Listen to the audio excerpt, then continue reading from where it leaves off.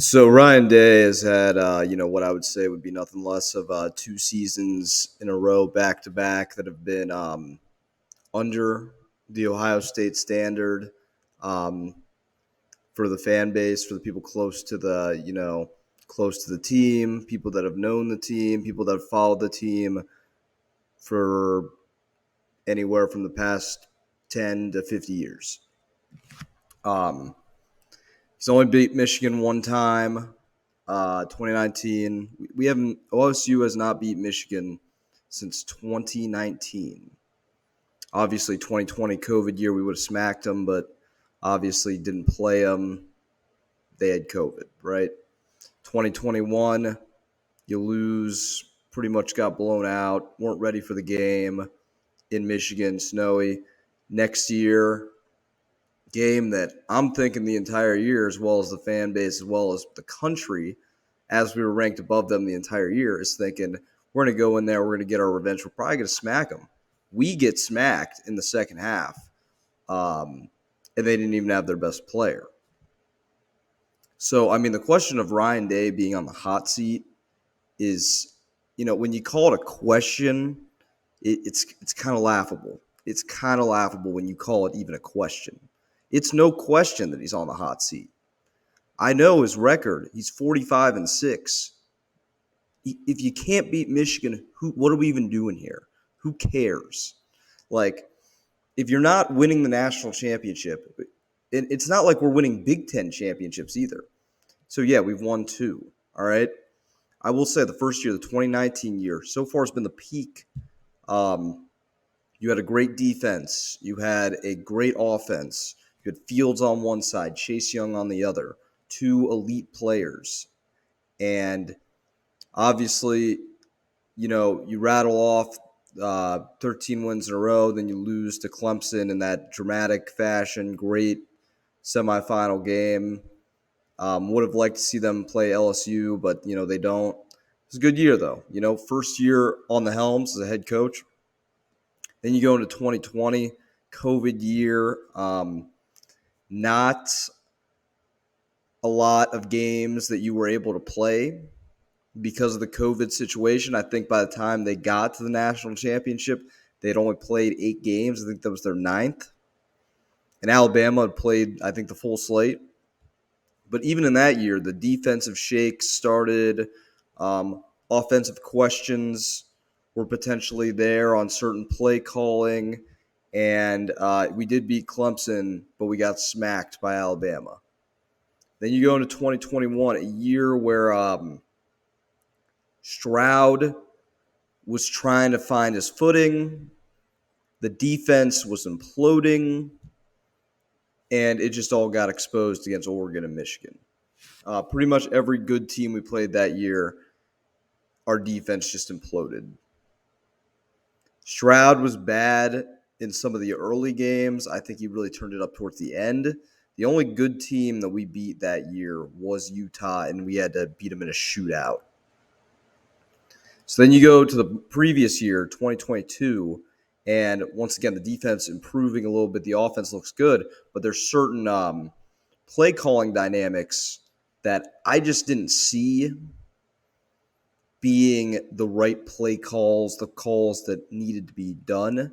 I thought there was a lot of situations where the ball, should have been ran. They have this screen play that they continue to do where they give it to the guy out in the open. There was moments in that year where they weren't getting vertical enough with the talent that they have. We should be trying to burn people. It should be a track meet out there. For whatever reason, Day wasn't putting that all together. I don't know why. And then in the game against Michigan, when we actually played somebody good, and if you even look at the Penn State game was in question. Could have lost the Penn State game. Penn State game was definitely in question last year. Definitely in question until JTT took over and Marvin Harrison took over. And Stroud did what Stroud does. But then you go into Michigan, they got smacked. They got smacked in the second half. Defense got exposed. The long plays were ridiculous.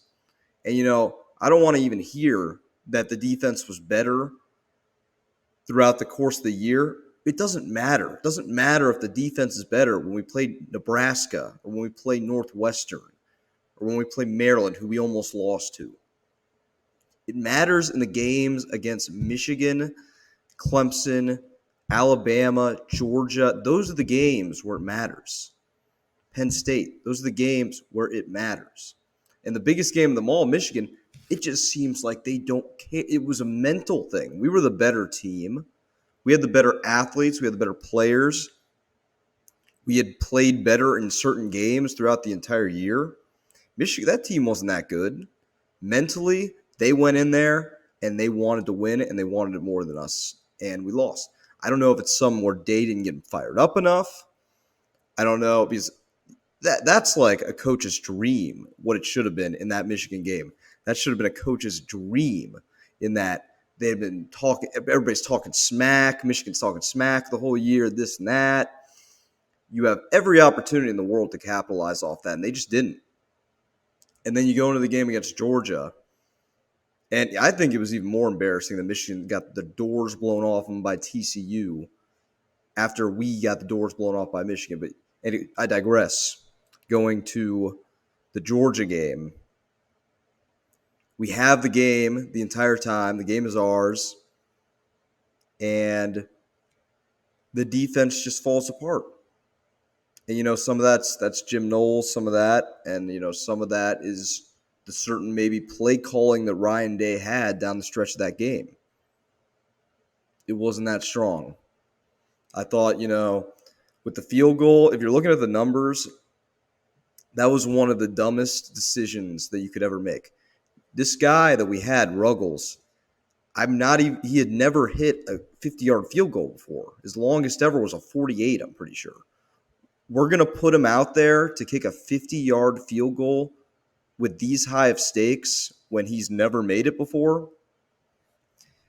Just from a numbers standpoint, makes no sense. Makes no sense. You got to at least run the ball, get a few more yards. It made no sense to me. But, we're not going to blame that all on Day, because they did play a great game. But maybe if you finish the coaching, maybe if you finish the game, then we're holding up the national championship. So I'm looking at Ryan Day, and I'm looking at his body of work here right now. And his two best years have a lot of the Urban Meyer guys. And then, he's produced good player. I think he's a good recruiter, but you can't lose to Michigan. And I'm not going to lie, Michigan this year, this is the best Michigan team they've had in years. This is going to be the best Michigan team in the Harbaugh era. This is going to be the best Michigan team in years. They've got a lot better. They might be the preseason number one team. They're going to give it to Georgia, but if there wasn't that kind of bias, they're probably talent-wise are the best team in the country. And we can't lose to them. If Ryan Day just cannot lose. He cannot lose to Michigan 3 years in a row. All that 45-6, that Rose Bowl win, this, that, it's not going to mean anything if you lose 3 games in a row to these guys. You can't. You simply cannot do it. It's going to be outrage. In Michigan, they're going to be undefeated going into that game. Ohio State, I don't even know if they're going to be undefeated. You got the issue at quarterback, and you got the issue on the defensive side. So that's got to get corrected. Because if you don't correct things, this could get ugly real fast this year. We got to play Notre Dame at Notre Dame. You don't think Notre Dame is going to be fired up for that game? Notre Dame almost beat them OSU last year. And Notre Dame was terrible that first week. And they still competed. We got to go there. And we got to go there relatively early. So after Ohio State has to go to Notre Dame, they have to play Penn State again. They have to travel to Wisconsin to play Fickle. And they have to go to Ann Arbor to play Michigan. If you're looking at this here, you're looking at if a few things go wrong, you could lose 4 games. So it's a tough schedule. It's not the best roster he's ever had. There's a lot of good players. Marvin Harrison Jr. is the best wide receiver in the country. Becca Ibuka's top 5. JTT is a hell of a defensive player. We'll see. We're going to see if he can keep his job. You got to beat Michigan. Through OSU, the main care is that at the very least you beat Michigan and you finish there, even if we're out of the picture. If he beats Michigan this year, his job's fine. His job's saved. Could lose those 3 other games I targeted. I don't care. I just want to beat Michigan.